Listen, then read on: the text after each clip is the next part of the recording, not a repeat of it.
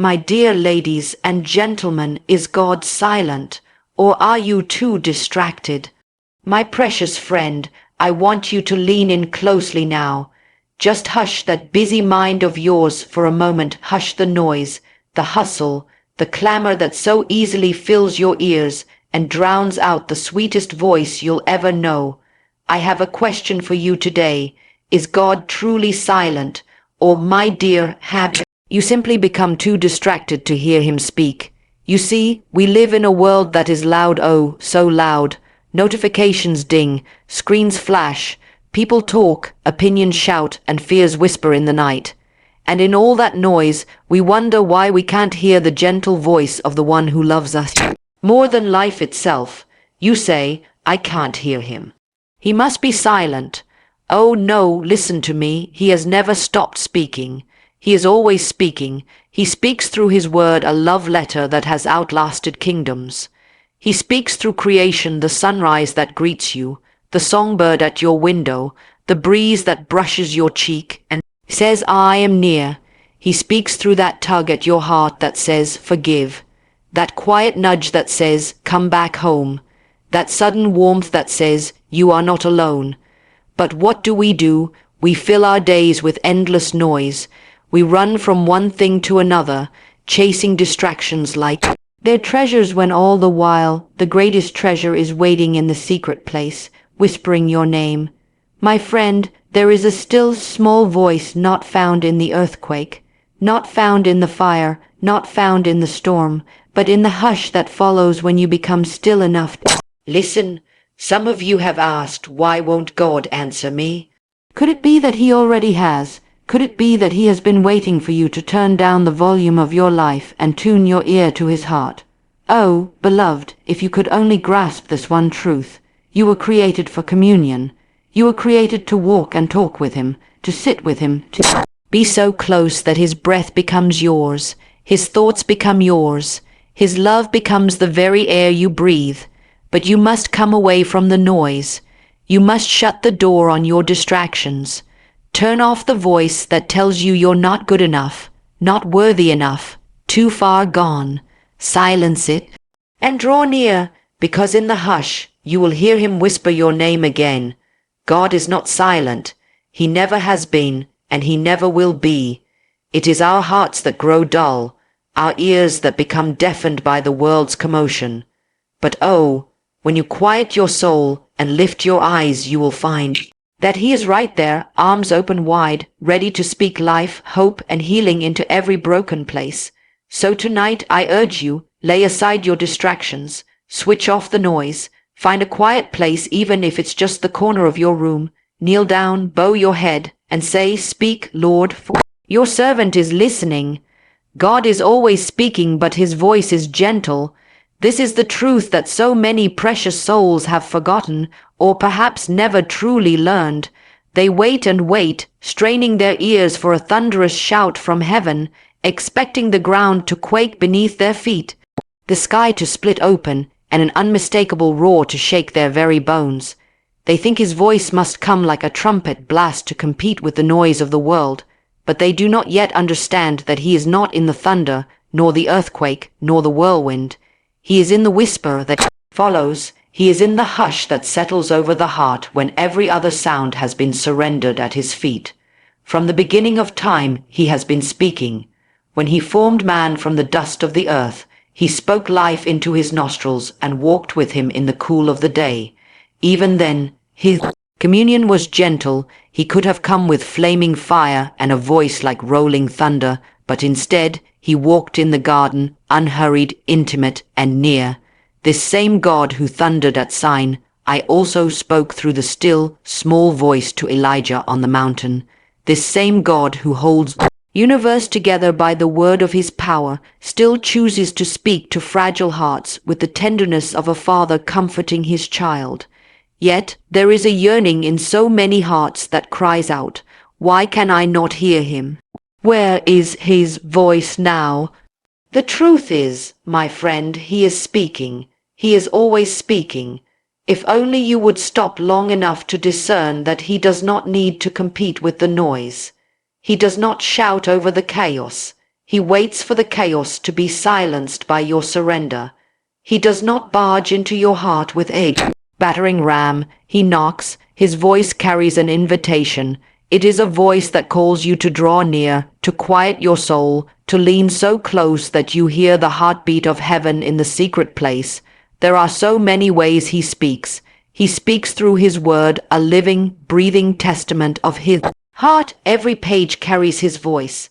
Every line, every promise, every commandment is the echo of his desire to reveal himself to you. Yet so many leave that precious book closed upon a shelf, gathering dust while they cry out, "Why will God not speak to me?" If only they would open it, they would find the voice they long for, waiting to pour life into their parched spirit. He speaks through creation. The heavens declare his glory. The firmament shows his handiwork. Each sunrise is a brushstroke of his majesty across the canvas of the sky. The stars, countless as they are, speak of his faithfulness, for he calls each one by name, and not one of them is lost. The flowers that bloom, the birds that sing, the rivers that flow, all are a symphony declaring that he is present, that he is near, that he is not silent. He speaks through his spirit, that gentle comforter who dwells within you if you have welcomed him into the sanctuary of your heart. His spirit whispers truths that cannot be grasped by the natural mind. He nudges you when you wander. He convicts you when you stray. He breathes courage when fear threatens to suffocate you. And still his voice remains gentle, like a mother soothing a restless child. The Spirit comes not to frighten but to calm, to guide, to lead you into all truth. And oh, how he longs for you to hear him. His voice does not batter you with guilt and shame. His voice does not mock or condemn. It is the adversary who shouts accusations. It is the world that screams its lies. But the voice of your beloved is tender. Even when he corrects you, it is with the firmness of a loving father, not the harshness of a tyrant. Even when he calls you to lay down that which is not of him, he does so with a gentleness that makes surrender possible. He is speaking when you rise in the morning, and the first breath you draw is his gift to you. He is speaking in the moments when you sit alone and feel the ache of emptiness. That ache is his voice, calling you deeper, calling you home. He is speaking in the longing you feel for something more, something pure, something true. That longing is not yours alone. It is his spirit within you, stirring your soul to remember who you are and whose you are.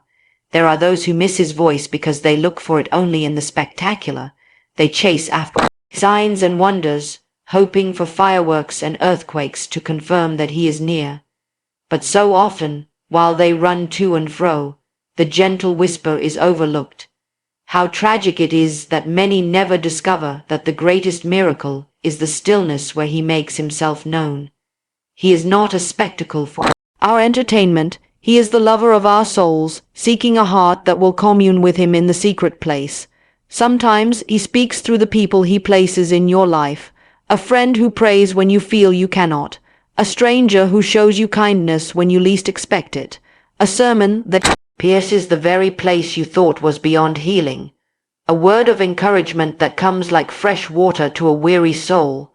In these moments his voice breaks through, not with fanfare, but with the sweetness that reminds you he sees you, he knows you, he has not forgotten you. He speaks through your own spirit when you dare to quiet your mind, when you sit before him and say, "Here I am, Lord, speak to me." He honors that simple invitation. You may not hear an audible voice. You may not see visions or dream dreams every night, but a thought will come, a scripture will stir, a sense of peace will settle where there was turmoil before. That is his voice, not always as you imagined, but just as real, just as powerful, just as faithful. Some wonder why his voice is gentle when the world is so loud. They ask, wouldn't it be easier if he shouted, if he forced me to listen? But love does not shout to be heard. Love waits to be wanted. Love does not force its way. Love invites, love woos, love calls. He does not wish to overwhelm you with fear. He desires to draw you with cords of loving kindness. He is not distant, he is near, waiting for you to lean in, to incline your ear, to rest your head upon his chest like the beloved disciple did. When you choose to listen, truly listen, you will find that his voice brings life, hope, correction, encouragement, and intimacy. You will find that his voice restores what the world has stolen.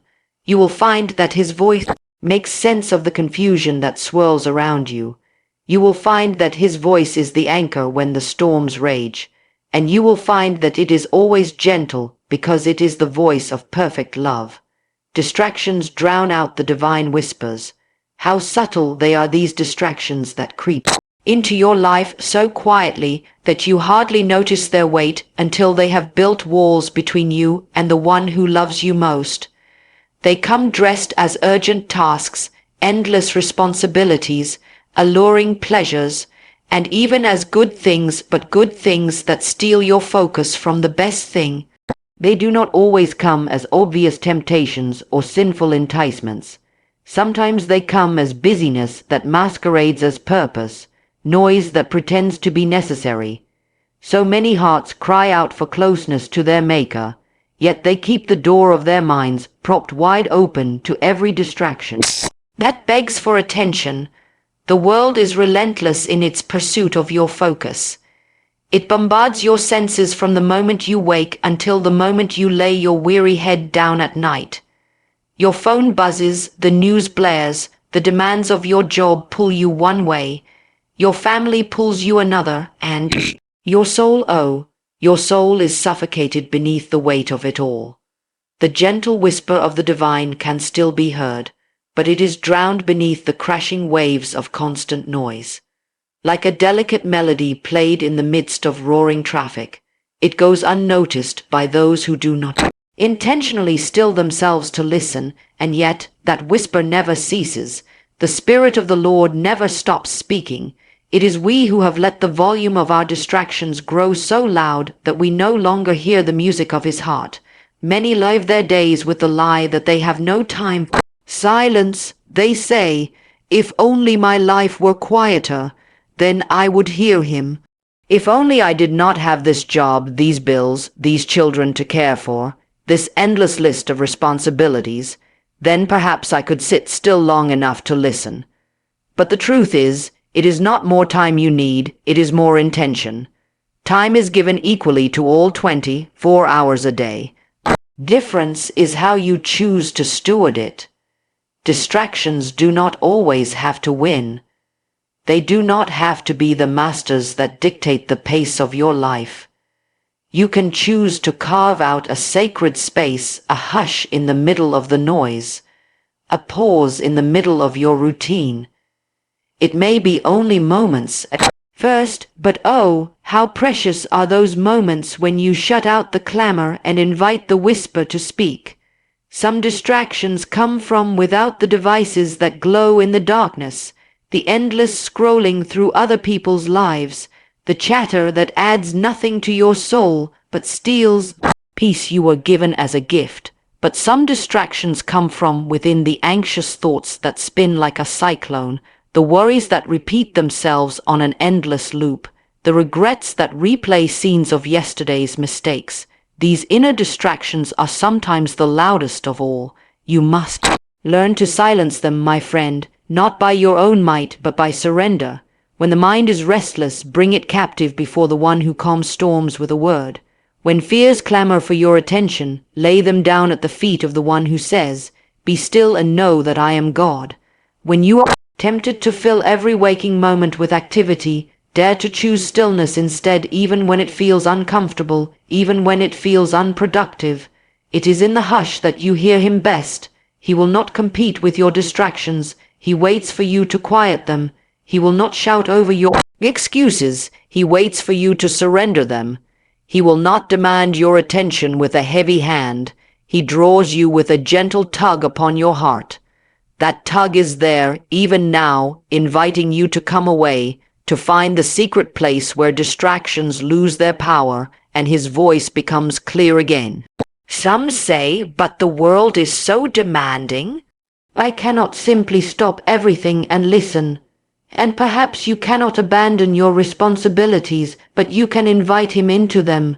You can choose to turn your work into worship, your daily tasks into offerings, your busy moments into opportunities for communion. You can train your heart to listen beneath the noise, to sense his presence in the ordinary moments because he is there. There is a reason why Jesus himself withdrew to lonely places to pray. Though crowds pressed in on every side, though needs were endless and the demands relentless, he chose the solitude that silenced distractions. He modeled for us the sacred practice of stepping away from the pull of people's voices to hear the voice of his Father. If the Son of God needed this retreat, how much more do we? Distractions are not always evil, but they can become idols when they rob you of the quiet your soul desperately needs. They can become chains when you allow them to keep you from the sweetness of his presence. They can become prisons when you believe the lie that they are more important than the whisper that brings you life. Oh, how many live in bondage to busyness, never tasting the freedom that comes when you lay your distractions at his feet. You were created for stillness. You were created to walk in the garden with your Creator, unhurried and unafraid. You were created to sit at his feet, like Mary did, choosing the one thing that could not be taken away. Martha was busy, oh, so busy, with good things, necessary things, yet Jesus said Mary had chosen what was better. In that moment, he was showing us that distractions, even good ones, must bow to the priority of his presence. Do you long to hear him again? Do you yearn for that gentle whisper to pierce through the fog of your soul? Then dare to silence the distractions. Set aside the noise. Turn off the voices that do not lead you to him. Close the door on the things that promise temporary satisfaction, but leave you empty in the end. Make room for the one who satisfies the deepest hunger of your spirit. He will not force his way in. He will wait until you invite him. He will wait until you are willing to let the noise grow quiet, so that the divine whisper can become the loudest sound in your life. And when you do, you will discover that what seemed so important, so urgent, so pressing, pales in comparison to the wonder of his voice. There is a place within every soul that was designed for quiet communion, a sacred chamber where the noise of the world is banished and the whisper of the divine becomes unmistakably clear.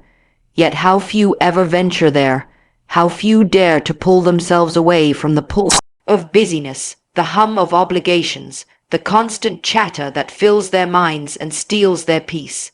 Silence and stillness, these are not mere spiritual disciplines for the deeply devout or the specially called. They are lifelines for any heart that longs to truly know the one who formed it. Silence is not simply the absence of sound, and stillness is not merely the absence of movement. They are postures of the soul, a holy yielding, an intentional surrender of every clanging thought and restless worry. They are a declaration that says, I trust you enough to stop striving. I trust you enough to listen. I trust you enough to wait. This world will never teach you this kind of quiet. The world celebrates noise, speed, productivity, and constant motion, but the heart of the Father beats at a different rhythm, unhurried, calm, secure. To hear it, you must tune your soul to its cadence, and that requires a hush that only you can choose. When you think of silence and stillness, do not picture an empty void where nothing happens. In the kingdom of God, silence is not empty, it is full of his presence. Stillness is not inactivity, it is divine attentiveness. In the quiet, the Spirit broods over your spirit, tending to the hidden places you did not even know needed healing. In the stillness, your soul remembers who it is and whose it is. The worries that seemed so big shrink under the weight of his glory, and you realize that you are held, that you are seen, that you are loved. Throughout the pages of Scripture, God shows us this truth again and again. When the children of Israel stood before the Red Sea, hemmed in by the army of Pharaoh behind them, what did the Lord say? Stand still and see the salvation of the Lord. Stand still. What sense does that make when you are cornered and desperate, yet it was in the stillness that they witnessed deliverance they could never have orchestrated in their own strength. The sea parted, the path opened, and they walked through on dry ground not because they fought, but because they were still enough to let God fight for them. The prophet Elijah learned this on the mountain. After the fire, the wind, and the earthquake, he heard the voice of the Lord not in the chaos, but in a still small voice. God did not shout to compete with Elijah's fear. He waited for the noise to pass. In the stillness that remained, Elijah heard what he needed most: reassurance, guidance, and the reminder that he was not alone. Jesus himself practiced this divine silence and stillness. Again and again, he withdrew to lonely places, to quiet hillsides, to gardens where only the rustling leaves and his Father's voice would keep him company. In those moments, he was strengthened, directed, and renewed. If the Son of God needed these holy pauses, how much more do we, who so easily grow weary and distracted? In the stillness, you find that the noise within you is often louder than the noise around you. It is easy to switch off the devices, to shut the door, to carve out a quiet hour, but it is another thing entirely to hush the worries that spin like a wheel in your mind, to silence the self-accusation, the what-ifs, the endless to-do lists that whisper, "You don't have time for this. Nothing is happening." This is wasted time, yet nothing is wasted when you sit still before your Creator. It is in these moments that the deepest work is done, not by you, but by Him. In silence and stillness, you come face to face with the truth about your heart. You see what you have hidden beneath busyness. You see the wounds you have tried to ignore, the fears you have stuffed down, the lies you have accepted as truth. And in that vulnerable place, you do not find condemnation. You find the gentle touch of the one who knows how to heal what you cannot fix on your own. You find the sweetness of his voice saying, "Be still and know that I am God."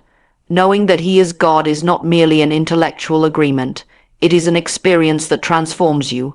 It is the difference between reading about the ocean and standing on its shore, feeling its vastness wash over you. In stillness, you taste the depth of his peace. You feel his nearness that no sermon alone could ever impart.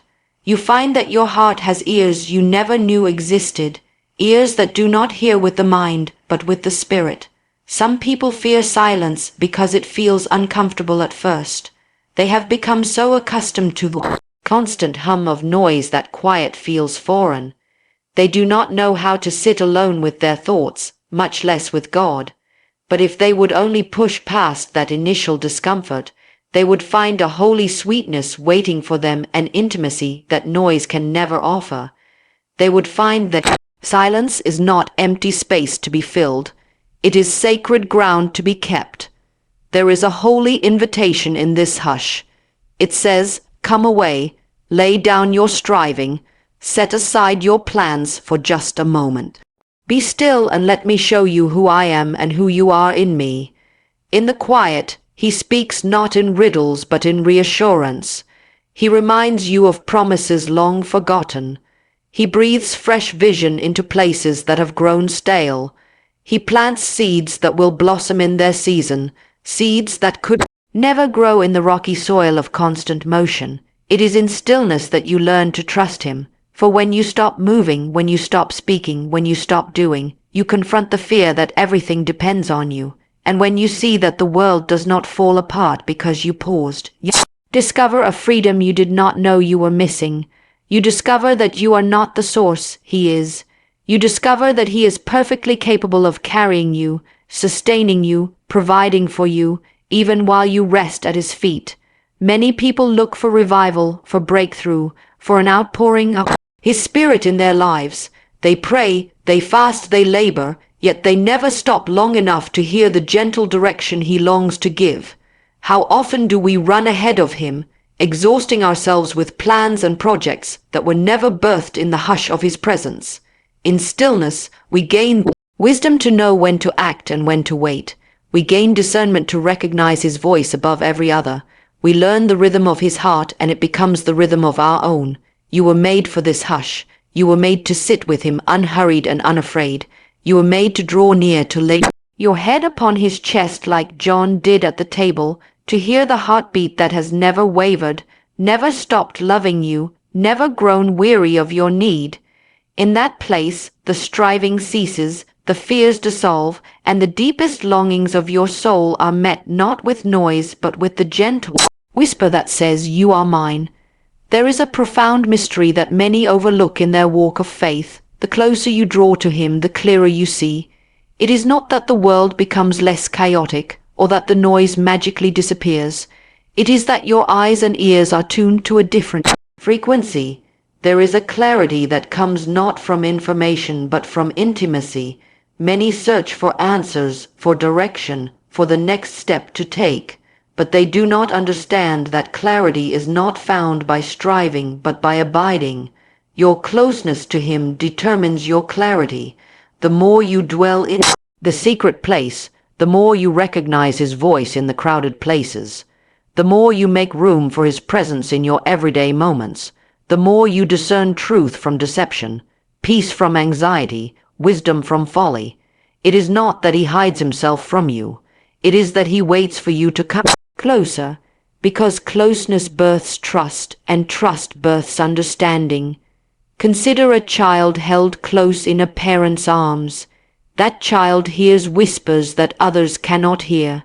That child feels the heartbeat, the warmth, the gentle reassurances that the world outside cannot offer. It is the same your walk with him. From a distance his ways seem hidden, his plans a mystery, but when you come close, so close that your distractions fall away and your spirit leans in, you find that what once confused you becomes clear in the light of his nearness. Many want the roadmap for their future laid out in perfect detail, yet they resist drawing close in the daily hush. They say, "Lord, tell me where to go, what to do, how to fix this mess." But they do not sit long enough at his feet to receive the answers. They rush into his presence with hurried prayers, then rush out to tackle life on their own terms, never realizing that the clarity they crave is not found in the absence of problems, but in the presence of the problem solver. The psalmist wrote, "In your light we see light." His light does not merely expose, it reveals. It shows you things as they truly are.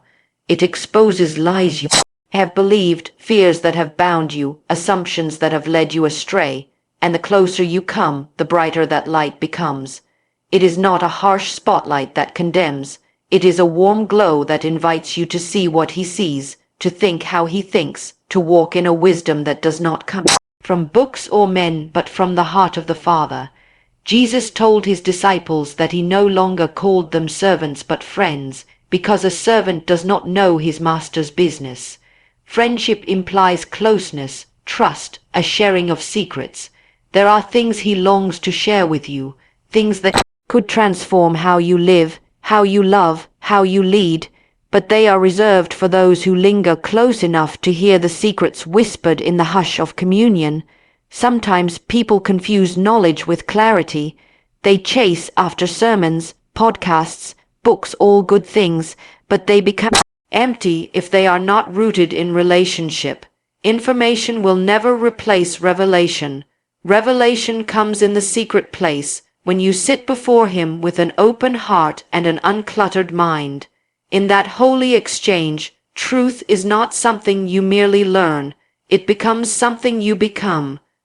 Distractions that blur your vision lose their power the closer you come.